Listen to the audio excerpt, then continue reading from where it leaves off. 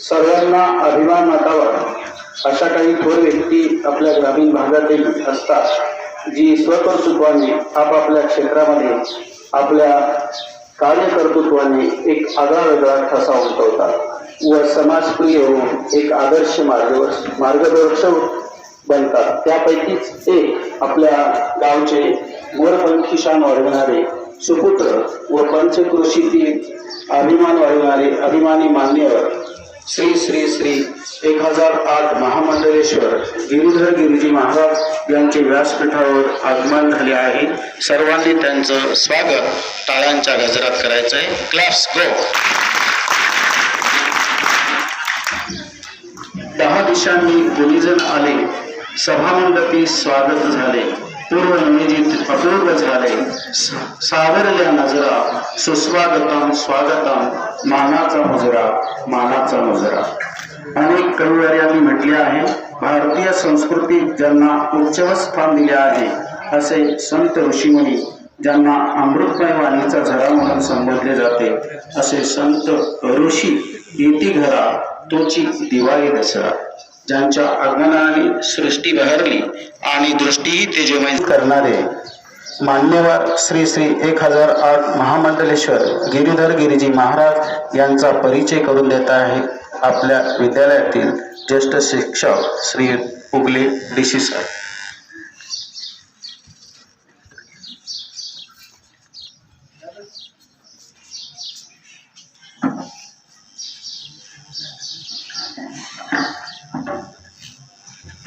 आदरणीय व्यासपीठ व आजच्या कार्यक्रमाचे अध्यक्ष, आपल्या विद्यालयाचे आदर्श प्राचार्य श्रीयुत बाबू सर, तसेच उपप्राचार्य देवनपल्ली सर, ज्युनियर कॉलेजचे इंचार्ज कुंजाळ सर आणि गावातील सर्व ज्येष्ठ नागरिक, तसेच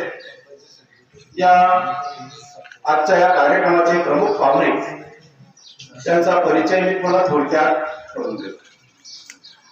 ब्रह्मालिंग श्री 1008 महामंडलेश्वर न्याय वेदांताचार्य विद्या वाचस्पती स्वामी दिव्यानंद गिरिजी महाराज यांच्या पदस्पर्शाने पावन झालेल्या या पुण्यभूमीमध्ये आज आपल्या विद्यालयात त्यांचे उत्तराधिकारी म्हणून श्री 1008 महामंडलेश्वर स्वामी गिरीधर गिरिजी महाराज यांचे प्रथम विद्यालयाच्या वतीने हार्दिक स्वागत.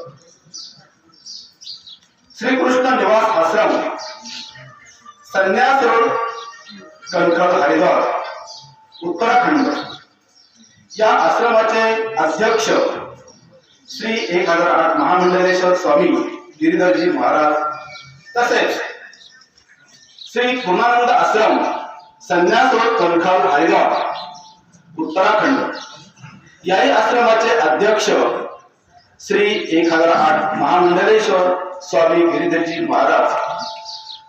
त्याचबरोबर स्वामींचे गुजरात राज्यात अहमदाबाद या ठिकाणी सुद्धा आश्रम आहे, पंजाब राज्यात पण आश्रम आहे, दिल्लीमध्ये सुद्धा त्यांचा आश्रम आहे. या सर्व आश्रमांचे अध्यक्ष एकच आहे, ते मंडलेश्वर स्वामी गिरीधरजी महाराज. आणि आपल्या नाशिक जिल्ह्यात सुद्धा त्र्यंबकेश्वर येथे त्यांचे आश्रम आहे. या सर्व आश्रमांमधून हिंदू धर्माची संस्कृती व भगवद्गीता पारायण प्रवचन सतत चालू असते. अशा या महान स्वामींचा जन्म अगदी सामान्य शेतकरी कुटुंबात आपल्या बारावा पिंपरी येथे. त्यांचे प्राथमिक शिक्षण इयत्ता 1 ते 4 पर्यंत जिल्हा परिषद प्राथमिक विद्या मंदिर बारावा पिंपरी येथे झाले व पुढील 5वी ते 12वी पर्यंतचं शिक्षण आपल्याच विद्यालयात म्हणजे new English school and junior college बारावा पिंपरी या विद्यालयात त्यांचं झालेलं आहे. आणि त्यानंतर त्यांनी पुढील जे काही शिक्षण ग्रॅज्युएशन केलं असेल आध्यात्मिक शिक्षण यांचं उत्तराखंडातील हरिद्वार या ठिकाणी झालेलं आहे. आज ते सर्व आश्रमांची जबाबदारी पूर्ण क्षमतेने पार पाडत आहेत. आपल्या विद्यालयात ते सर्वसाधारणपणे 96-97 या वर्षामध्ये 12वीला होते. त्यांच्याबरोबर विलास उगले जे आपले सिनियर कॉलेजला क्लर्क आहेत ते पण होते. केशव घोडे MSc मध्ये ते आहेत. त्याचबरोबर संदीप करपे हे आपलं आर्मी मध्ये आहे. म्हणजे त्यांच्या बॅचचे सर्व जवळजवळ विद्यार्थी उच्च पदावर चांगले आहेत. त्याचबरोबर स्वामी दरवर्षी आपल्या मायभूमीमध्ये येतात. ते म्हणजे महाशिवरात्रीच्या पर्व काळामध्ये 2-3 दिवसांचा वेळ काढून ते आपल्या मायभूमीमध्ये येतात व प्रवचन कीर्तन या रूपातून जनतेशी ते संवाद करतात.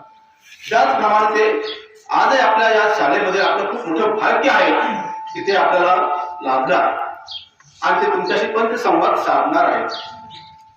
पुढील उगले DC सर ते तुम्हाला परिचय देणार आहेत. आदरणीय व्यासपीठ, आजचं व्यासपीठ अतिशय पावन आणि पवित्र झालेलं आहे.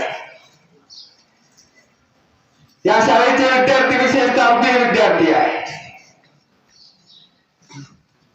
एक विद्यार्थी ज्यांनी या शाळेमध्ये शिक्षण घेतलं आहे आणि आपला परिवारच नाही, आपलं कुटुंबच नाही, आपलं गावच नाही, आपला परिसरच नाही, तर देशाची संस्कृती जगाला सांगण्यासाठी उत्तर हिंदुस्थानामध्ये स्वतःच प्रस्थ निर्माण केले असे आदरणीय गिरधरजी महाराज. आपण तुमचं स्वतःच भाग्य आहे की बाबासाहेबांसारखे आदर्श प्राचार्य इथं काम करतायत आणि त्यांच्या डोक्यामध्ये अशी कल्पना सुचली की गिरिधरजी महाराजांना आपण आपल्या शाळेमध्ये आणून विद्यार्थ्यांना आशीर्वाद द्यायला सांगू. असे आदरणीय बाबूसाहेब ह्या गावामध्ये विकासाचे काम आणण्यासाठी अगदी लहानपणापासून जपणारे आपल्या गावचे सरपंच म्हणा विजय कटके ते पण विद्यार्थी आहे आणि विद्यार्थ्यांच्या मोठ्या पदावर जाऊन आपल्या परिसरासाठी समाजासाठी काम करतो. त्या मात्र आमच्यासारख्या सामान्य शिक्षकांचा बरोबर येतो. मंचावर बसलेले अनेक मान्यवर आहे. वेळ अतिशय कमी आहे. महाराजांबद्दल बोलायचं झालं तर या गावचे सुपुत्र 1008 वेदांताचार्य महामंडळेश्वर विद्या वाचस्पती दिव्यानंदगिरीजी महाराज त्यांचे वारसदार आहे. दिव्यानंदगिरीजी महाराजांचं एक छोटस उदाहरण सांगतो. मी तुमच्यासारखाच नववीला होतो आणि गावामध्ये सर्व गावावर शाळा भरायची. आम्हाला जेव्हा समजलं गेलं की बाबा येणार आहे, बाबा 3 वाजता आले. काळेगाव गाडी होते आणि बाबा 3 वाजता आले. त्या बाबांचं तेज आम्ही जेव्हा बघितलं गेलं हे त्या तपाचं तेज होतं. लक्षात घ्या, साक्षात परमेश्वरांनीच्या दिव्यानंदगिरी महाराजांना दर्शन दिलं. त्यांचं तेज इतकं प्रचंड होता की तेज पाहूनच आम्ही थक्क झालो. बाबांच्या चरणी लागलो. लक्षात घ्या, त्यांचे वारसदार आहे. बाबांची ओढ गावाकडे विशेष होती. परिस्थिती जेव्हा बाबा शाळेमध्ये होते त्या परिस्थिती अतिशय नाजूक होते. जमीन अतिशय कमी, दुष्काळी भाग, उत्पन्न अतिशय कमी. मेळा बांधून बाबांनी शिक्षण केलं आणि गुरुवारी दांडेकर, मामासाहेब दांडेकरांचं कीर्तन ऐकलं आणि दिव्य भगवंताने बोलावलं का नाही? तुमचं कार्य जरा वेगळं आहे. आणि दिव्यवंतगिरी महाराज जसं काम करतात तसंच गिरधरजी महाराज सुद्धा काम करतात. गिरधरजी महाराजांचं उदाहरण द्यायचे ठरलं ते शाळेमध्ये येत असताना आपला जो डबा पण होतो भाकर होतो की नाही हलक्या तांदूळ आणायचे. अगदी लहान होते पण शाळेमध्ये हुशार होते. पण अगदी आपण म्हणतो मुलाचे पाय पाळत दिसतात तसे लहानपणापासून त्यांची ओढ धार्मिक क्षेत्राकडे होते. आज सुद्धा आम्ही सकाळी जेव्हा भेटलो पहिल्यांदा विचारलं उगले सर तब्येत ठीक आहे ना? मला तब्येत ठणठणी की बाबा आज त्यांना सांगितलं मी 31 मेला रिटायर आहे. अरे वा म्हणे या तिकडे हरिद्वारला. पण धार्मिक काम नाही करायचं, सामाजिक काम करायचं. सामाजिक कार्याची ओढ असणारे गिरिधरजी महाराज आहे. आणि आपल्या शाळेचे विद्यार्थी जेव्हा सामाजिक कामामध्ये धार्मिक कामामध्ये अग्रेसर होऊन समाजाला एक वेगळा आदर्श निर्माण करून देतात आणि समाजाला एक योग्य दिशा देतात. माणसाने जीवन कसं जगायचं, धर्माचा आदर कसा घ्यायचा, भगवंताची सेवा कशी करायची आणि आपलं जीवन सफल कसं करायचं हे ज्ञानरूपी अमृताचा कुंड गिरिधर महाराजांच्या हृदयामध्ये आहे. आणि त्या कुंडाचं अमृत तुम्हाला आता गिरिधर महाराज पाजणार आहे. बाबाजी ही शाळा तुमचीच आहे. शाळा अतिशय छोटी आहे पण या परिसरामध्ये या शाळेचं नाव जरा वेगळं आहे. या शाळेचे मला TNMS मध्ये बरेच विद्यार्थी बसले होते.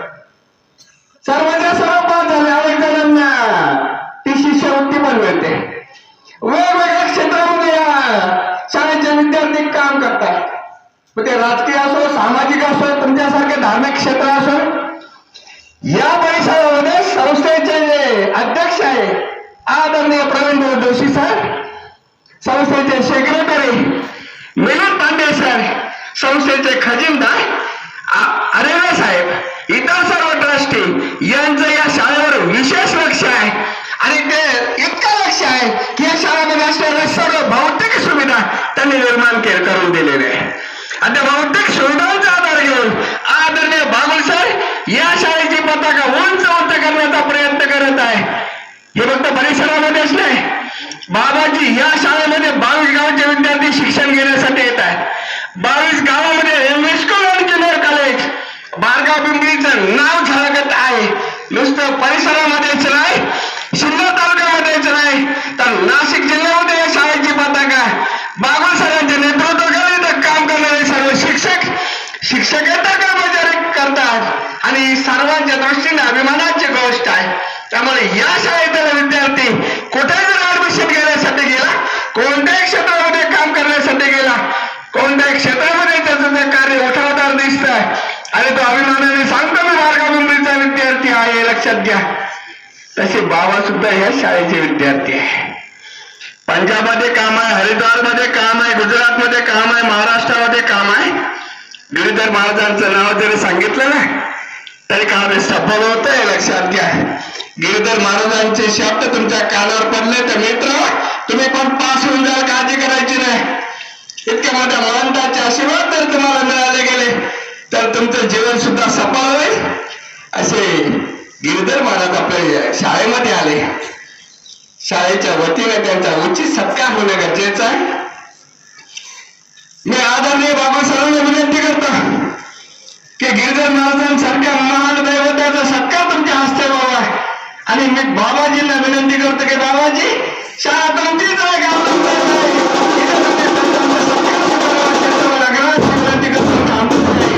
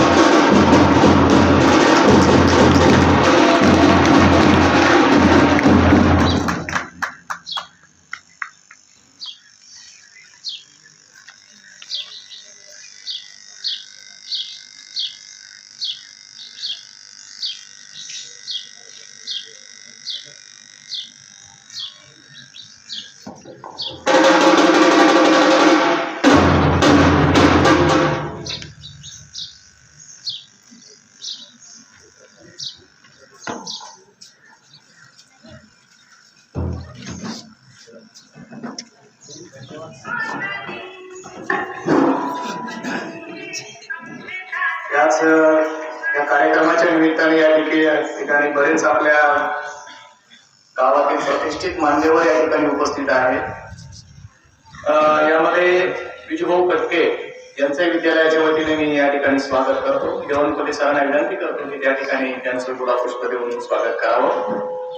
उत्तम काका उगले हे उपस्थित आहेत, त्यांचंही स्वागत करावं. गोरक्षनाथ जाधव हे या ठिकाणी उपस्थित आहेत, त्यांचंही विद्यालयाच्या वतीने मी स्वागत करतो. प्रवीण अंबादास रवींद्रे हे या ठिकाणी उपस्थित आहेत, त्यांचंही या ठिकाणी विद्यालयाच्या वतीने देवणपल्ली सर गुलाबपुष्प देऊन या ठिकाणी स्वागत करत आहेत. चंद्रशेखर उकले चेअरमन विविध कार्यकारी सोसायटी बाळगोपिंपरी हे या ठिकाणी उपस्थित आहेत, त्यांचंही स्वागत. वामनराव रोडे या ठिकाणी आलेले आहेत, त्यांचंही विद्यालयाच्या वतीने मी देवणपल्लीसर या ठिकाणी गुलाबपुष्प देऊन स्वागत करत आहे. या कार्यक्रमाच्या निमित्ताने के.जी. मेहता हायस्कूलचे उपप्राचार्य उगले डी.सी. सर हे या ठिकाणी उपस्थित आहेत, त्यांनाही देवणपल्ली सरांना विनंती करतो की त्यांचं या ठिकाणी गुलाबपुष्प देऊन स्वागत करावं. आपल्या या आयबीटी मीटला भेट देण्यासाठी म्हणून आलेले राणे सर आणि त्यांच्या कॉलेज सर विद्यार्थी त्यांचे विद्यालयाच्या वतीने स्वागत. गुलाबपुष्प देऊन या ठिकाणी त्यांचं स्वागत या ठिकाणी देवणपल्ली सर करतायत. स्वाती मॅडम आलेल्या आहेत, स्वाती पाटील मॅडम आणि कदम मॅडम यांचे विद्यालयाच्या वतीने या ठिकाणी आणि शेळके मॅडम यांचं या ठिकाणी विद्यालयाच्या वतीने स्वागत करतो. आणि त्यांच्या सोबत आलेले सर्व विद्यार्थी मेहता हायस्कूलचे त्यांचंही विद्यालयाच्या वतीने मी स्वागत करतो. आणि या ठिकाणी पुढील कार्यक्रमासाठी विवी जाधव सरांना विनंती करतो की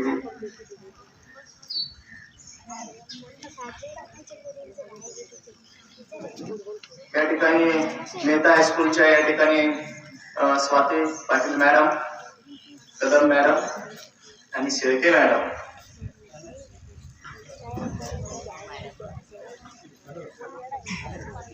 आणि क्षीरसागर सर्वांनी एकदा टाळ्या वाजवून यांचं स्वागत करायचं आहे. सोनवणे सर या.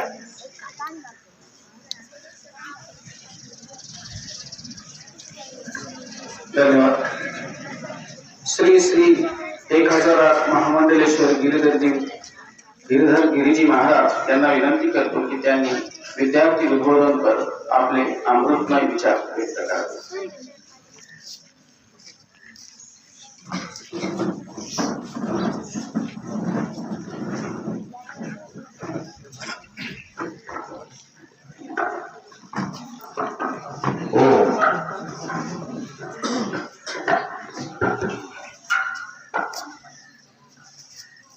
हरि ओम.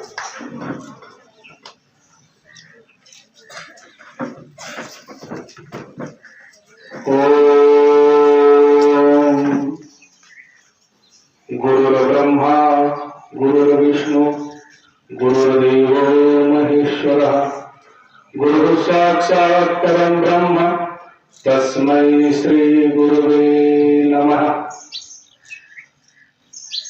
भारत माता की जय. भारत माता की आवाज कहाँ तक जानी चाहिए हमारे लगभग. भारत माता की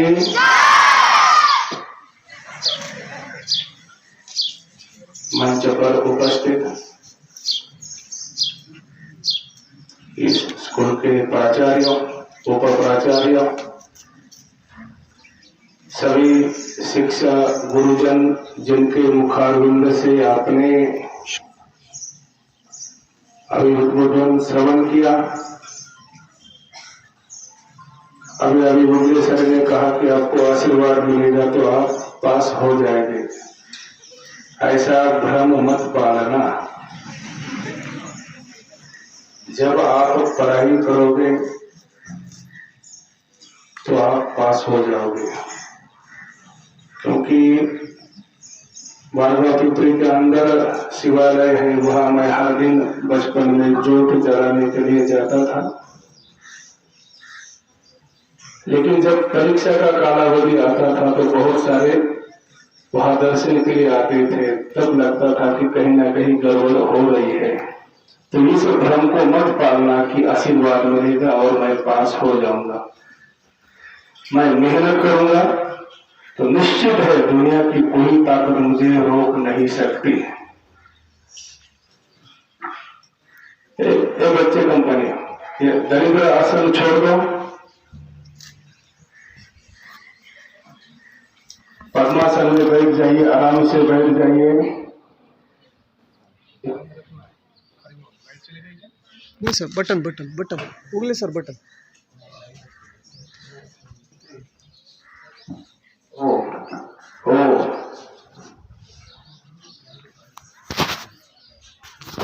देखिए, जो समझदार व्यक्ति होता है वो कहाँ पर हंसना है ये समझता है। जो व्यक्ति बेमतलब का हंसता है समाज में वो हंसी का पात्र भी बन जाता है। हमें समय का ज्ञान होना चाहिए। बाल्यकाल में जैसे अभी यहाँ पर आप लोग बैठे हैं वैसे हम भी बैठे थे। हम ये कह सकते हैं जिस कुएं का पानी आप पी रहे हैं उस कुएं की खुदाई भी हम लोगों ने की है, डंडे खाकर की है। जिस स्कूल में आप लोग बैठते हैं इस स्कूल की नींव शनिवार के दिन हम आकर भरते थे। प्यार से नहीं भरते थे, डंडे खाकर। बचपन में सुना है कि नहीं, छड़ी बाजे और आगे।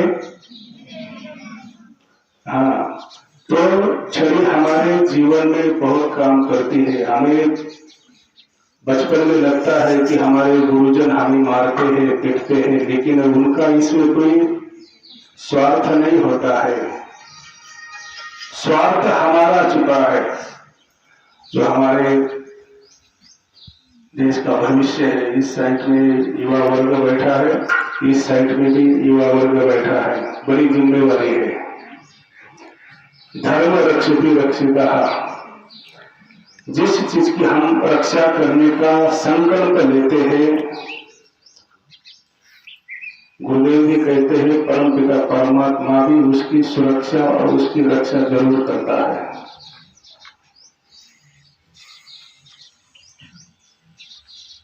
मामा साहेब दांडेकर, जिनका सबने नाम सुना होगा, फर्गुसन कॉलेज में जब पहली बार जब पढ़ाने के लिए चले गए तो धोती के ऊपर चले गए, और जब धोती के ऊपर पढ़ने के लिए चले गए, पढ़ाने के लिए, तो जैसे उन्होंने अपने क्लास में प्रवेश किया तो बच्चों ने कहा कुंडली कबरदार विठल श्री ज्ञानदेव तुकाराम। इस तरह की घोषणा जब बच्चों ने की तो मामा साहब दांडेकर क्रोधित नहीं हुए।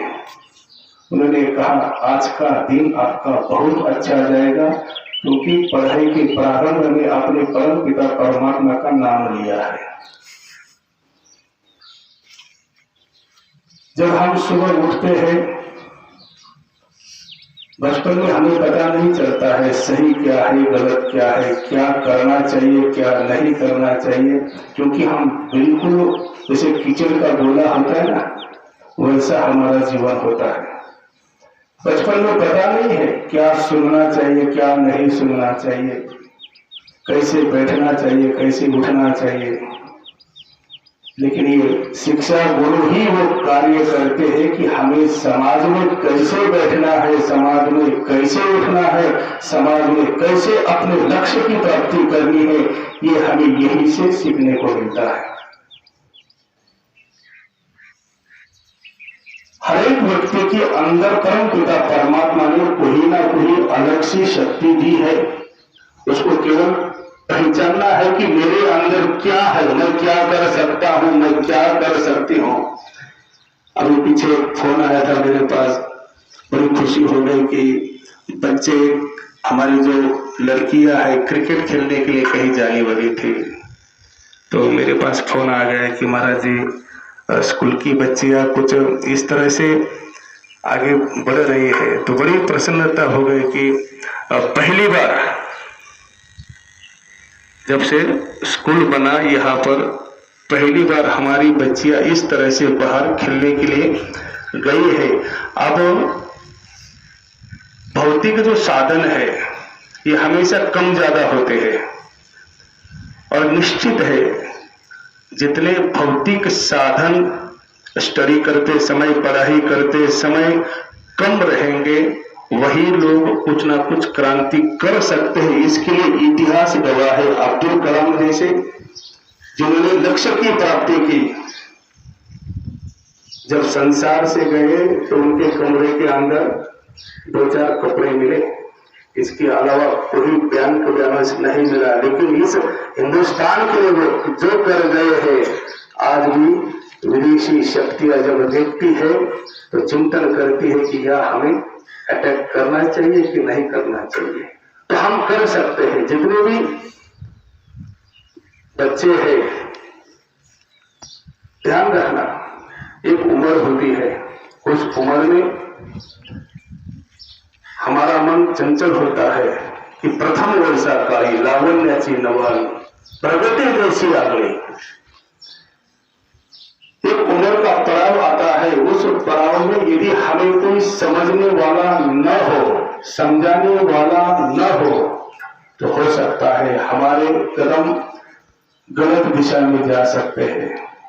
बीच वाले बच्चे हैं, इनके लिए हम बात नहीं कर रहे, जो दोनों साइड में हमारे युवा वर्ग बैठे हैं उनके लिए हम बात कर रहे हैं कि ये बहुत जो आपका उम्र का पड़ाव है ये बड़ा चिंतनशील है। जो चीज आप पाना चाहते हैं संसारिक, वो चीज हमेशा आपको मिलेगी ही।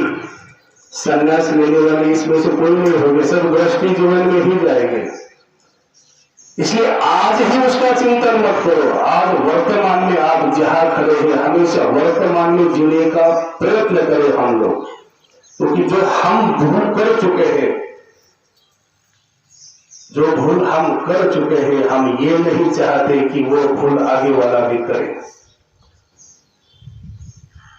एक उम्र का पड़ाव है, उस समय हमें लगता है कि इस चीज को मैं पाना चाहता हूं, लेकिन वो चीज बड़ी क्षणिक है, बहुत थोड़े समय के लिए मिलेगी।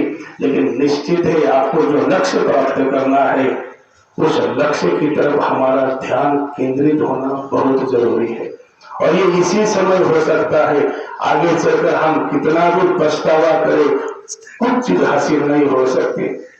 यदि वर्तमान हमारे हाथ में है, हम हमेशा कल का चिंतन करते हैं या फिर बीती हुई बात को याद करते हैं, लेकिन वर्तमान का चिंतन करो कि आज इस घड़ी इस समय मुझे क्या करना है, मैं क्या कर सकता हूं। क्योंकि मेरी सुंदरता मेरे चेहरे के ऊपर नहीं है, मेरी सुंदरता मेरे बालों के ऊपर नहीं है, मेरी सुंदरता मेरे कपड़े के ऊपर नहीं है, मेरी सुंदरता मेरे कर्तृत्व के ऊपर है, मेरे कर्म के ऊपर है कि मैं क्या ऐसा करूं। कबीरा हम जब पैदा हुए, जग हंसे हम रोए। कबीरा हम जब पैदा हुए, जग हंसे हम रोए, ऐसी करनी कर चलो। ऐसी करनी है बच्चे, नीचे बैठते, आराम से बैठो। ध्यान रखना, हमारा आसन जो है, पद्मासन जो है, सिद्ध होना चाहिए। पहले बैठने की आपकी कैपेसिटी बढ़नी चाहिए। कम से कम 3 घंटा आसन जिसका लग जाए, 3 घंटा आसन जिसका लग जाए, समझना कि हम कोई भी कार्य कर सकते हैं।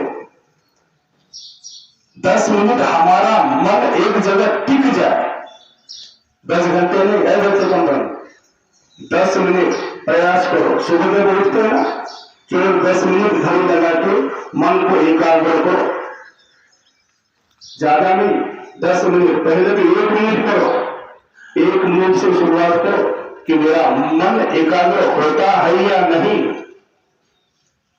क्योंकि आज हमें जो भी ज्ञान मिल रहा है, भौतिक जगत को प्राप्त करने का साधन हमारे पास है, लेकिन हमें खुद को शांति कैसे मिलेगी। कम समय में मैं अपने जीवन में उस लक्ष्य को कैसे प्राप्त कर सकता हूं। यदि ये चीज हमें करनी है तो निश्चित है कि हमें कुछ समय के लिए ध्यान आदि करना चाहिए। अच्छा, मोबाइल किस किस के पास है?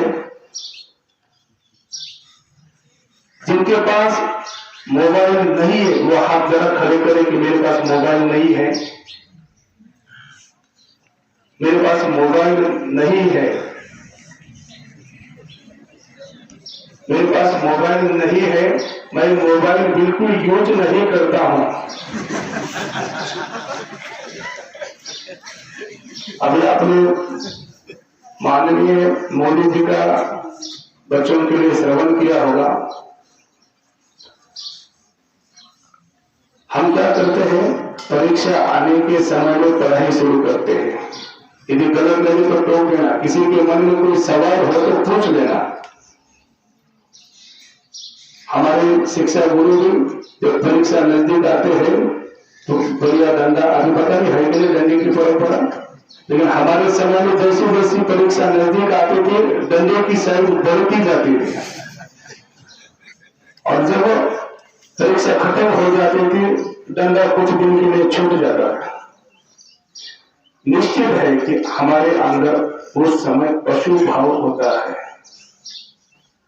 लेकिन गुरुदेव जी कहते हैं कि बाबा जिस लक्ष्य को पाना है कम से कम दिन में 20-25 पेज पढ़ने चाहिए। आप कितने पेज पढ़ते हैं? दिन में कितने पेज पढ़ते हैं हर दिन? मुश्किल है। हर दिन वो हो सकता है परीक्षा के समय में 200 पेज आप पढ़ते होंगे, लेकिन वही पेज यदि हम 20 पढ़ते हैं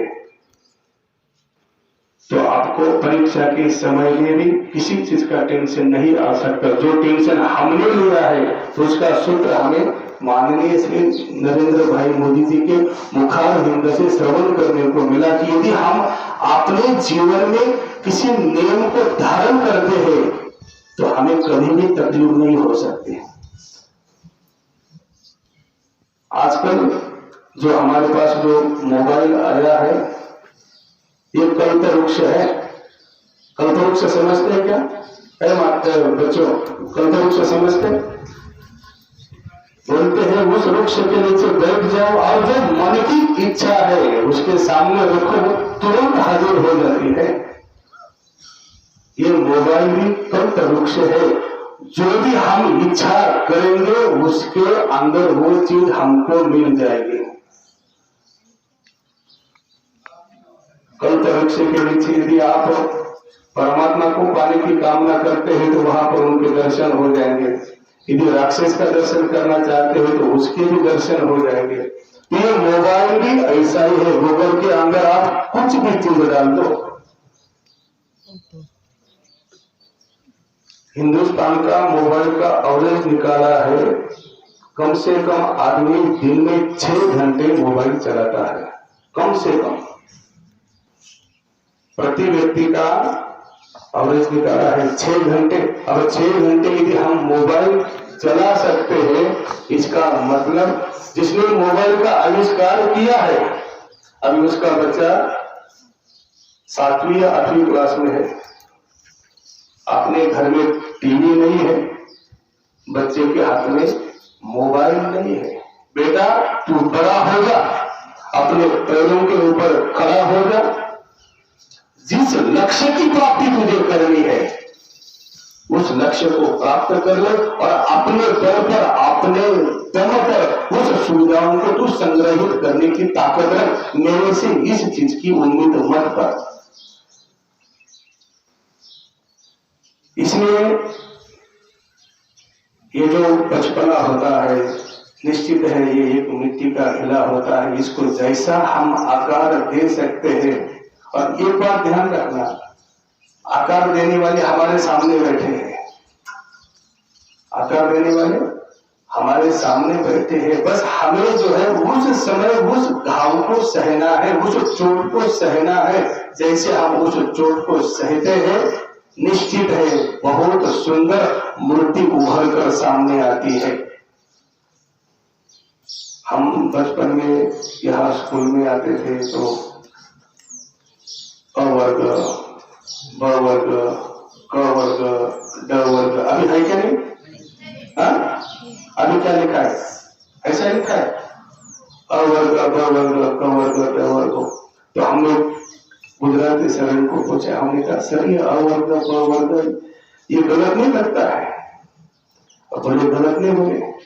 मैंने कहा आपके लिए गलत नहीं है लेकिन बच्चों के लिए बड़ा गलत है, क्योंकि अ का मतलब अच्छा हो गया, ब का मतलब बड़ा हो गया, क का मतलब कच्चा हो गया और ड का मतलब देखो। तो समय के साथ जब बच्चा 10 क्लास में बैठता है तो वो अपनी मानसिकता ग्रहण कर लेता है कि क्या मैं सचमुच कमजोर हूं, क्या मैं इस कार्य को करने के काबिल नहीं हूं। और कहीं कभी कभी उस कोमल मन पर वो मनोदशा बड़ी आघात करती है। मैं 5वीं क्लास में था, तरीका से निकम सर थे, अंग्रेजी सिखाते थे। आपके जो घर है उसी में 5वीं क्लास चलता था। बीच की छुट्टी हो गई, 5वां क्लास अंग्रेजी का था और अंग्रेजी में हम बड़े गरीब थे। हो सकता है अब वैसी स्थिति नहीं होगी क्योंकि बचपन से ही स्टडी का जो स्किल है वो चेंज हो चुका है। घर में चले गए तो घर में उस समय भोजन नहीं बना था, तो माँ बोली अरे मूंगफली लेके जा, तो मूंगफली लेकर चले गए और क्लास में बैठे तो अंग्रेजी तो उसके आसपास भी जाने का सौभाग्य प्राप्त तो उस समय नहीं हुआ कि अंग्रेजी हमारे नजदीक आए। हम भी नजदीक जाने का प्रयास किया लेकिन डंडे के अलावा कुछ मिला ही नहीं। तो अंग्रेजी जब हम क्लास चल रहा है तो हमें मूंगफली तक बचते थे। अब वो निकम सर थे छोटे कर वाले में, क्योंकि निकम सर तो थे, एक बड़े वाले भी थे एक छोटे वाले भी थे। अब वो टक टक की आवाज। और एक बात थी, अंग्रेजी पढ़ाने वाले और मैथ पढ़ाने वाले उनके चेहरे के ऊपर हमने हंसी बहुत कम देखी। वो हमेशा ऐसे लगते थे कि अब कुछ होने वाला है। अब जब मूंगफली का आवाज जब तक बजे उन्होंने एक बार देखा, 2 बार देखा। मैं जिस साइड में था जब आए तो उन्होंने जो बाहर खींचा, जोर से लात मारी। अब लात मारने के बाद मैं नीचे गिरा। अब मैंने कहा अब नीचे गिर ही गया हूं तो अब उठने का कष्ट नहीं करना। मैं वैसा ही लेटा रहा। तो निकम चाहिए बेटा बेटा, मैंने कहा आप हिलना ही नहीं। मैं हिला ही नहीं। उन्होंने कसम खाई आज के बाद किसी को मालूम नहीं। हमने कहा अच्छा हो गया, एक बात करी लेकिन आप जो है दोबारा बात नहीं करेंगे।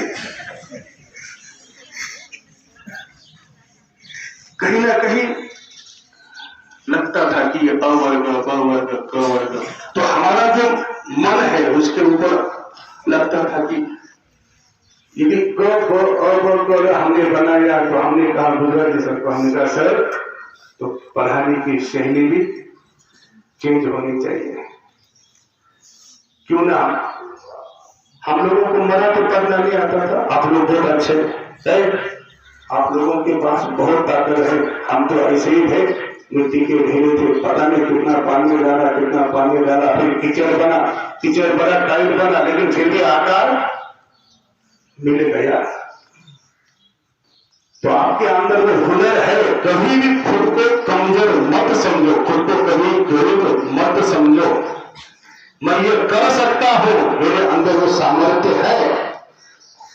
कोई भी मेरी आवाज सुने ना सुने, लेकिन मेरी अंतर आत्मा को मेरी आवाज सुनाई देती है और मैं उस लक्ष्य को पा सकता हूं। जो भी मेरे अंदर हुनर है उस हुनर को पहचानना सीखो। जैसे गुरुजन कहते हैं उसका पालन करो, क्योंकि आगे चलकर जिसके लिए हम समय बर्बाद करते हैं, जिसके लिए हम समय बर्बाद करते हैं वो चीज आने वाले समय में परिवार वाले जबरदस्ती गले बांध देंगे। एक आधा मेरे जैसा बच गया तो बच गया। हाँ? लगता है कि मेरी भी शादी हो जाए, जरूरी नहीं है। यदि आपकी इच्छा नहीं होगी तब भी घर वाले आपको छोड़ेंगे। अच्छा एक बात बताओ, इसमें कौन है ऐसा जिसके 3 भाई है? 3 भाई किसके हैं? अच्छा बड़ा बाबू है। अच्छा 2 भाई किसके हैं? अच्छा घर में अकेला कौन कौन है? अरे अरे घर में जितने भी अकेले हैं माँ बाप को बड़ा डर है कहीं बच्चा भाग न जाए।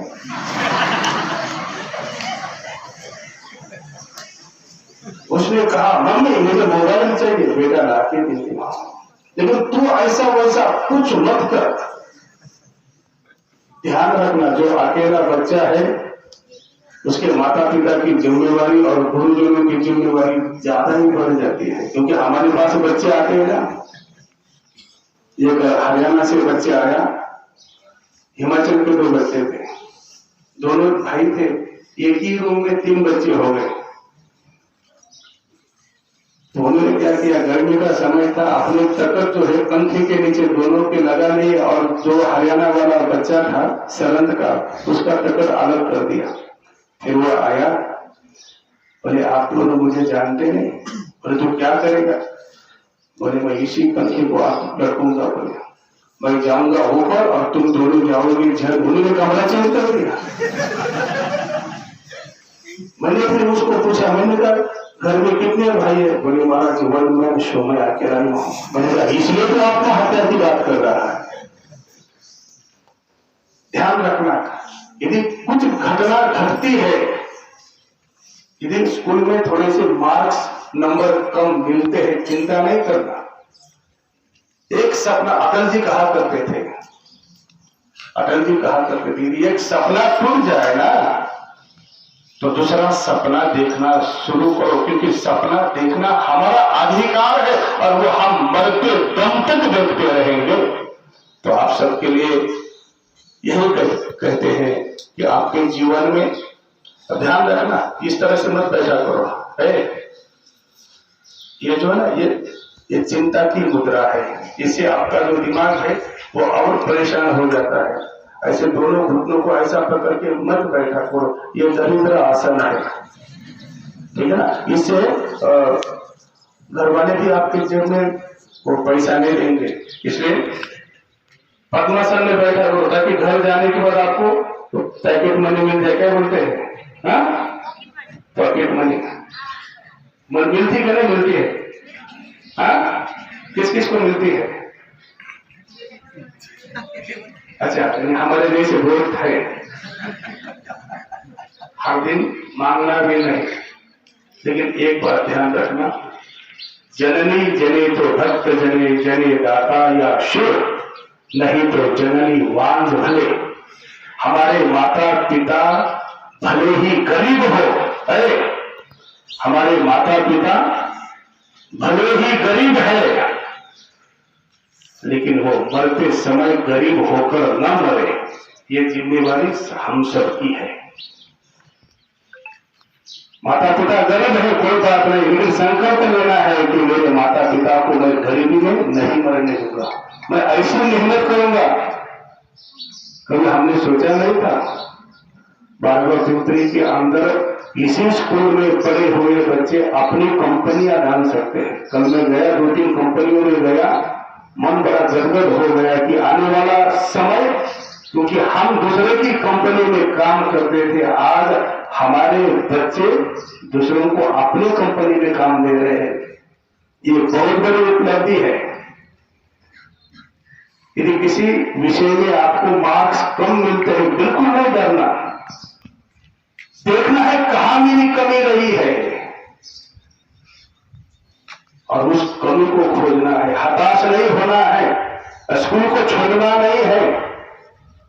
अभी तो फेल करने का भी जरिया कम हुआ है, और आजकल तो मारना भी, हम लोग बहुत मार खाते थे, इतना मारते थे कि उसका वर्णन करना भी, लेकिन एक है, यादें भी कितनी अजीब है, यादें भी कितनी अजीब है।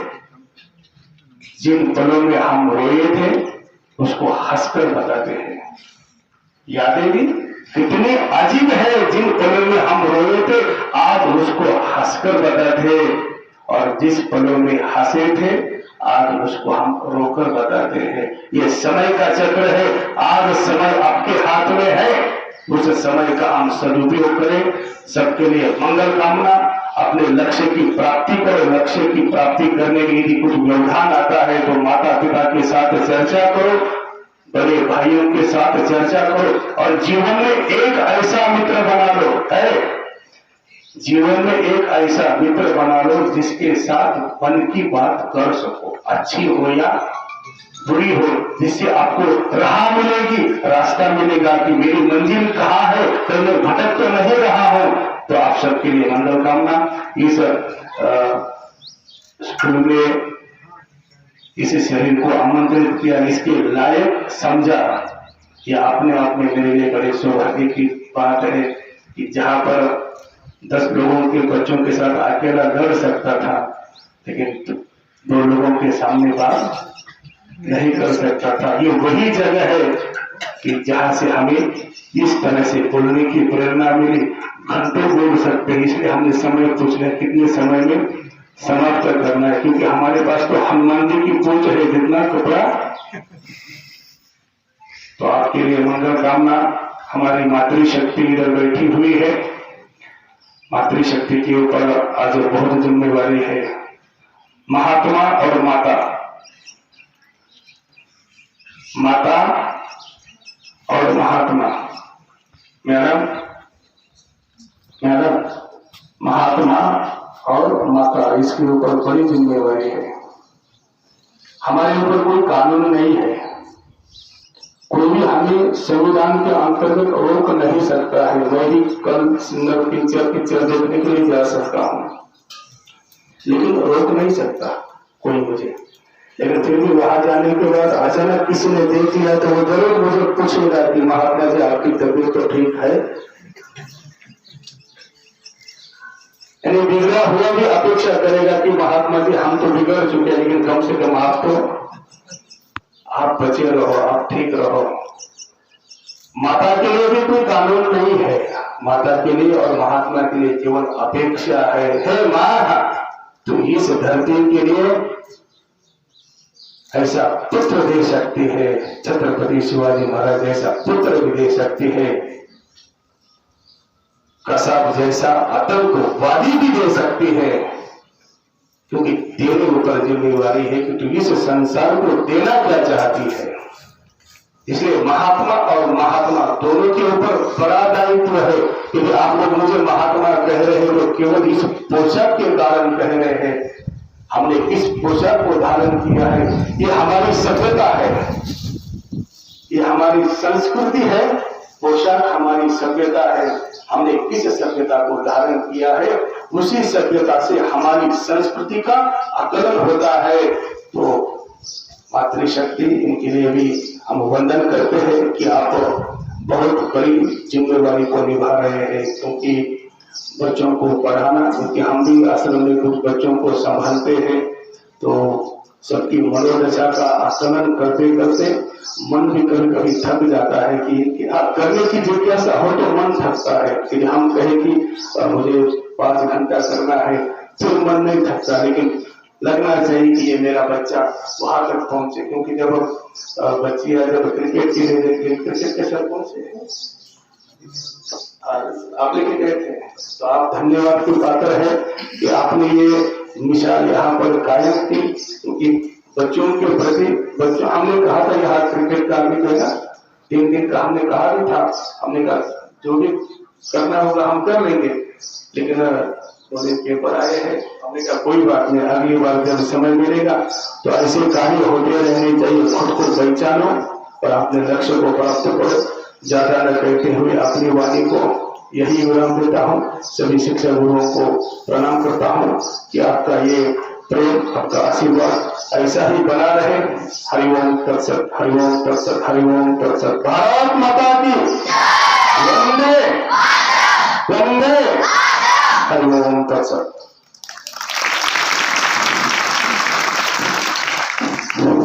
अतिशय मौलिक मार्मिक प्रेरणायुक्त अमृतमय विचारांना आपण महाराजांच्या वाणीतून श्रवण केले। यानंतर आजच्या या छोट्याखानी समारोप प्रसंगी विद्यालयाचे प्राचार्य आदरणीय बाबू सर यांना विनंती करतो त्यांनी आपलं मनोगत व्यक्त करावं।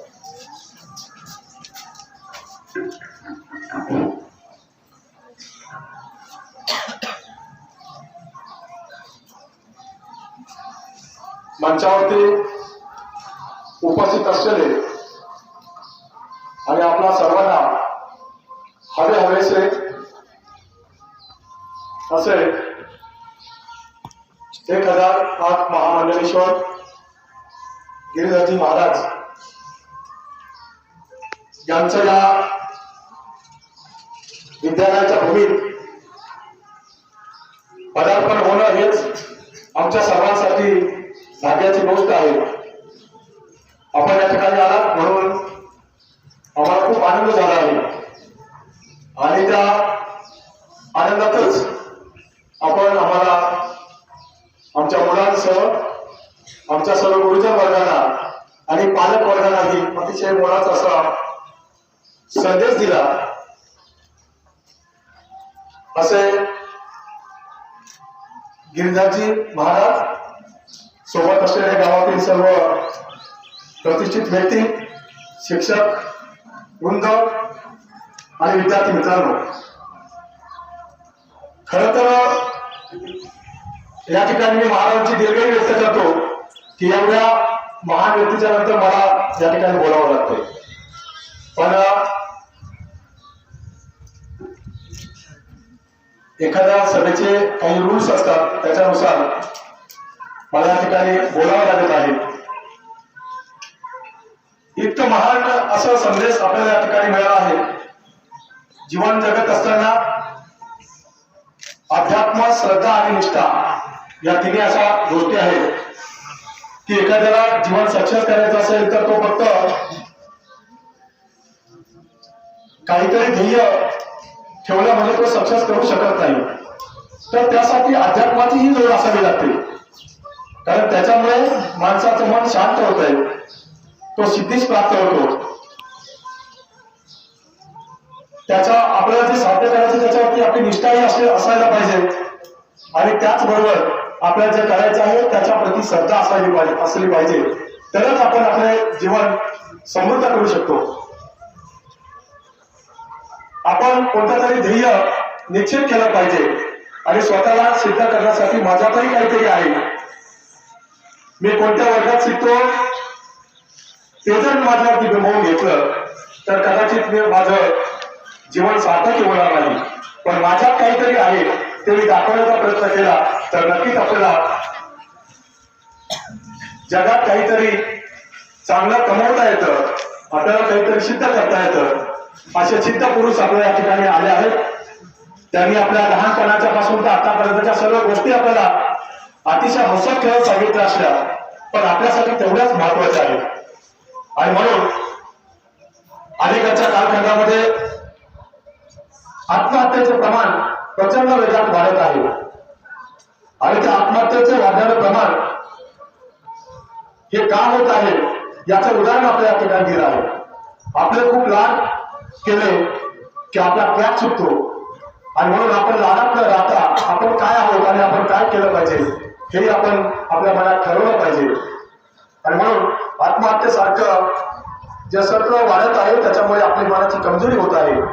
त्याच्यासाठी आपण एका ठिकाणी बसू शकतो, एका वेळेस एकाग्र होऊ शकतो, ह्या ज्या काही शक्ती आहे या शक्ती आपल्याकडे आपण अंगीकारल्या पाहिजे आणि महाराजांनी ते आपल्याला दाखवून दिलं आहे, म्हणून ते एवढे सिद्ध पुरुष होऊ शकले। मित्रांनो, आज या ठिकाणी आपलं सर्वांचं भाग्य आहे की महाराजांनी आपल्या या भूमीत पाय ठेवला आणि नक्कीच महाराज यानंतरही आताही या संपूर्ण जिल्ह्यामध्ये आपल्या विद्यालयाचं नाव आहे. हे नाव अधिक अधिक दूर व्हावं, अधिक त्या दिशेने मार्गक्रमण कसं करता येईल यासाठी आपण या ठिकाणी आज आम्हाला जे काही प्रेरणास्पद काही उद्गार आम्हाला या ठिकाणी ऐकवले ते नक्कीच आम्ही सिद्ध करून दाखवूया. आमच्या या ठिकाणचे सर्व स्टाफ आहे. महाराजांनी पुन्हा एक गोष्ट सांगितली, एक सर्वात महत्वाची बाब आपल्याला सांगितली ती म्हणजे की आपण व्रतस्थ आहोत. आपल्यासाठी एक व्रत आहे आणि त्या व्रताला आपण जागलं पाहिजे. जसे महात्मा जागतात तसेच प्रकारची एक आपल्यावरही एक जबाबदारी आहे शिक्षक म्हणून. आणि म्हणून आपण कुठे जावं कुठे नाही जाऊ हे जर आपण ठरवत असलो तरी लोकांच्या नजरा आमच्याकडे असतात, आपल्याकडे असतात आणि त्या कुठे घडणार नाही यासाठी नक्कीच आम्ही या ठिकाणी प्रयत्न करू. आपलं गाव आणि परिसर या सर्वांसाठी आपण काम करत आहोतच. पुन्हा पुन्हा अधिक प्रेरणा आपल्यापासून आम्हाला मिळेल अशा प्रकारची अपेक्षा व्यक्त करतो. आपण या ठिकाणी आला, आम्ही सर्व धन्य झालो. आपले पुन्हाच एकदा या ठिकाणी आभार मानणार नाही, पण आपण पुन्हा पुन्हा आमच्याकडे यावेत अशा प्रकारची अपेक्षा व्यक्त करतो. धन्यवाद.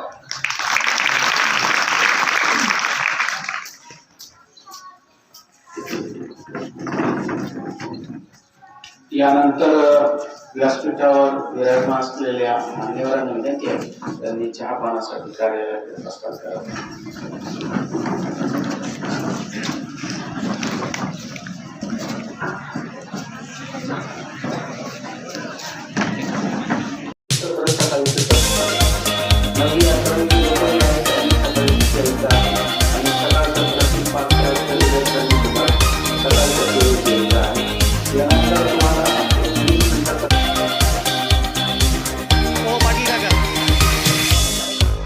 संदीप सर